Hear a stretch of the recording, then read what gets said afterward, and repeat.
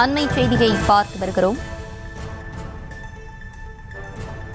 உத்தரப்பிரதேசத்தில் அரசு பணியிடங்களுக்கான தேர்வை ஒரே ஷிப்டில் நடத்த கோரி இளைஞர்கள் போராட்டத்தில் ஈடுபட்டிருக்கிறார்கள். அண்மை செய்தியாக பார்த்து வருகிறோம்.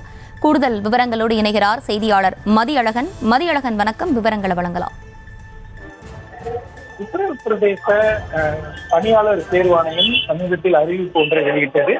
அதில் பல்வேறு அரசு பணியாளர் பணிக்கான தேர்வுகள் 2 ஷிப்டுகளில், அதாவது 2 வேறு தேதிகளில் நடத்தப்படும் என்று அறிவிப்பு வெளியிடப்பட்டது. ஆனால் மாணவர்களை பொறுத்தவரை, அதாவது தேர்வு எழுதுபவர்களை பொறுத்தவரை ஒரே ஷிப்டில் ஒரே தேதியில் நடத்த வேண்டும் என்ற கோரிக்கையை அவர்கள் முன்வைத்திருந்தார்கள். ஆனால் இந்த கோரிக்கை இருப்பதற்கு உத்தரப்பிரதேச மாநில பணியாளர் தேர்வாணையம் மறுப்பு தெரிவித்திருந்தது.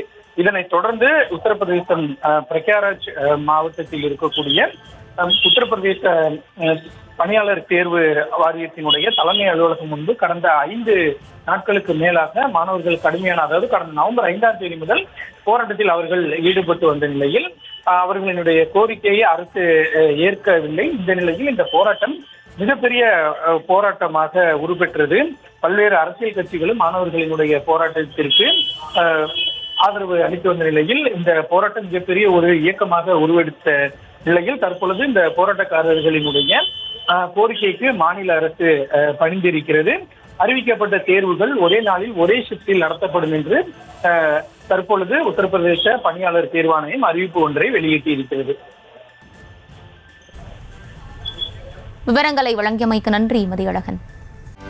செய்திகளை உடனுக்குடனும் துல்லியமாகவும் தெரிந்து கொள்ள சப்ஸ்கிரைப் பண்ணுங்க.